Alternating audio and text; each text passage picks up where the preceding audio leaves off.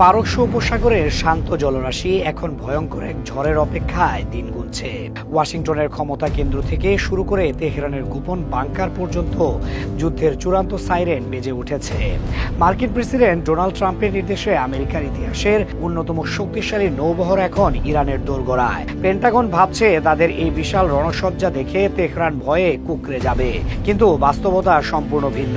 আমেরিকার এই দম্ভ চূর্ণ করার জন্য সাগরের বুকে পাতা হয়েছে এক মরণ ফাঁদ। তেহরানের গোপন মিসাইল, সাইলো বা ভূগর্ভস্থ ঘাঁটিগুলোতে এখন সাজিয়ে রাখা হয়েছে 500টি মৃত্যুবান। আমেরিকার বিলিয়ন ডলারের গর্ব তাদের বিশাল এয়ারক্রাফট ক্যারিয়ারগুলোকে সাগরের অতলে চিরদিনের জন্য ডুবিয়ে দিতে প্রস্তুত ইরানের রেভলিউশনারি গার্ড। আর এই মহাযুদ্ধের ঠিক আগ মুহূর্তে চীন থেকে ইরানের হাতে এসেছে এমন এক মহাসাহায্য যা যুদ্ধের পুরো সমীকরণ এক নিমিষেই বদলে দিয়েছে। ইরানের দিকে ধেয়ে আসছে ইউএসএস আব্রাহাম লিঙ্কন এবং ইউএসএস রুজভেল্ট নামের দুটি বিশাল ভাসমান দুর্গ। সাথে রয়েছে F-35 এর মতো অত্যাধুনিক স্টেলথ যুদ্ধবিমান এবং গাইডেড মিসাইল ডেস্ট্রয়ারের বহর। সাধারণ দৃষ্টিতে মনে হতে পারে এই শক্তির সামনে ইরান টিকবে না, কিন্তু পেন্টাগনের এই ধারণাই হতে পারে তাদের ইতিহাসের সবচেয়ে বড় ভুল। কারণ আয়াতুল্লাহ খামেনির ভান্ডারে এমন সব বিধ্বংসী প্রযুক্তি মজুদ রয়েছে যা মার্কিন নৌবহরকে মুহূর্তেই ধ্বংসস্তূপে পরিণত করতে পারে। মার্কিন নেভাল ফ্লিটের জন্য এই মুহূর্তে সবচেয়ে বড় সাক্ষাৎ জমদূত হলো ইরানের খলিফ ফার্স্ট মিসাইল। পারস্য উপসাগরের ত্রাস নামে পরিচিত এই মিসাইলটি ইরানের সামরিক প্রকৌশলীদের এক অবিশ্বাস্য উদ্ভাবন।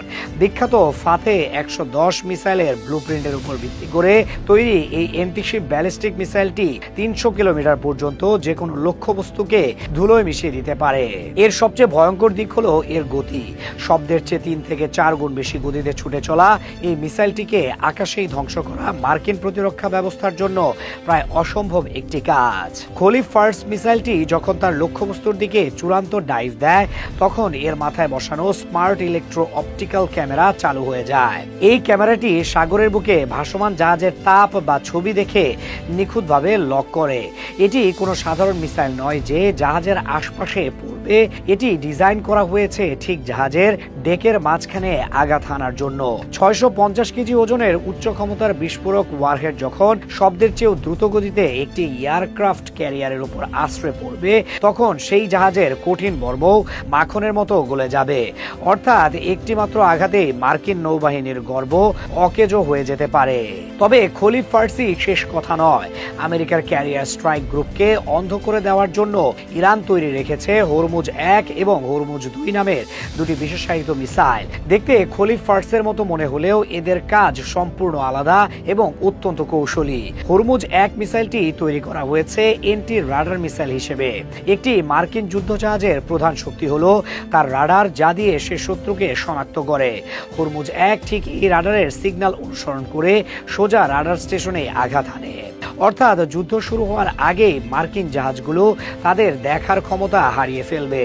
অন্যদিকে হরমুজ 2 মিসাইলটি সরাসরি জাহাজে আঘাত হানার জন্য তৈরি।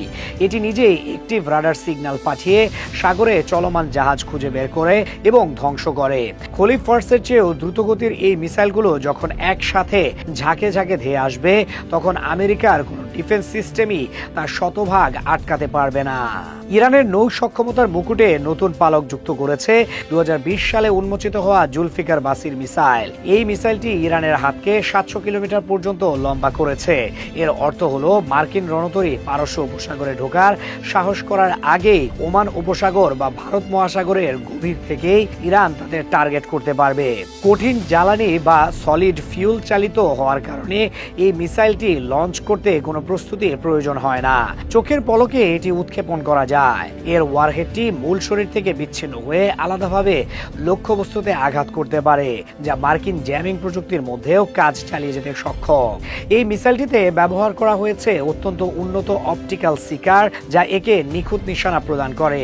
ইরানের এই মিসাইল প্রস্তুতির আগুনে ঘি ঢেলেছে চীন থেকে আসা এক বিশাল সামরিক সাহায্য।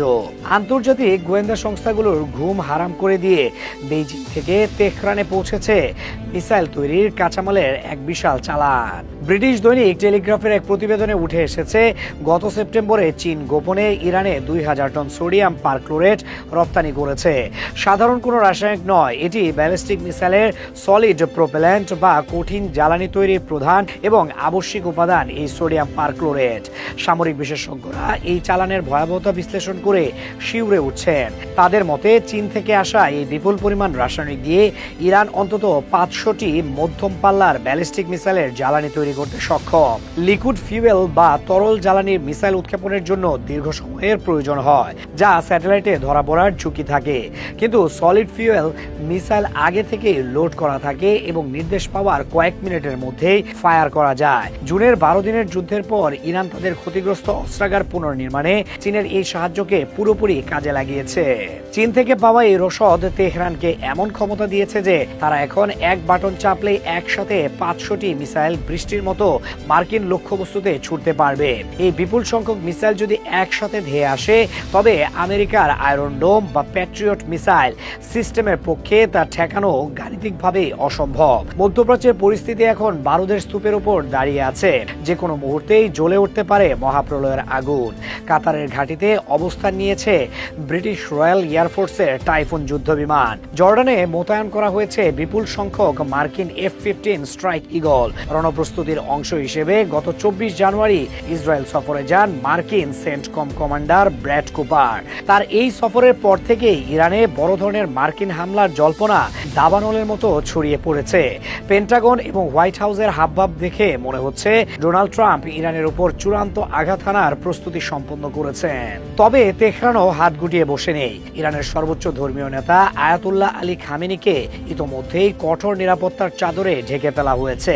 মার্কিন হামলার হুমকি তীব্র হওয়ায় দেশের নিরাপত্তা কর্মকর্তারা খামেনিকে একটি গোপন এবং নিরাপদ বাংকারে সরিয়ে নিয়েছেন।